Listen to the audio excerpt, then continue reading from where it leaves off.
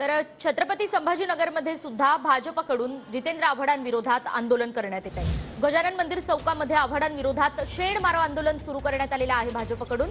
तर आव्हाडांच्या फोटोला या ठिकाणी शेण लावून जितेंद्र आव्हाड यांच्या वक्तव्याचा निषेध केला जातोय।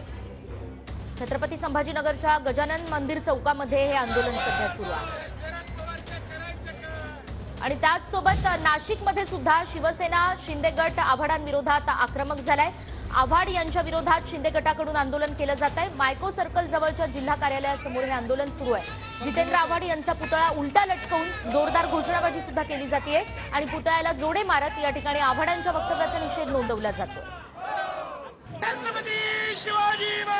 तर ही दोन शहरातली दृश्य आपण पाहतोय। एकीकडे छत्रपती संभाजीनगरमध्ये भाजपकडून जितेंद्र आव्हाड यांच्या फोटोला शेण मारो आंदोलन केलं जात आहे। दुसरीकडे नाशिकमध्ये सुद्धा शिंदे गटाकडून आव्हाडांच्या फोटोला जोडे मारत निषेध नोंदवला जातोय।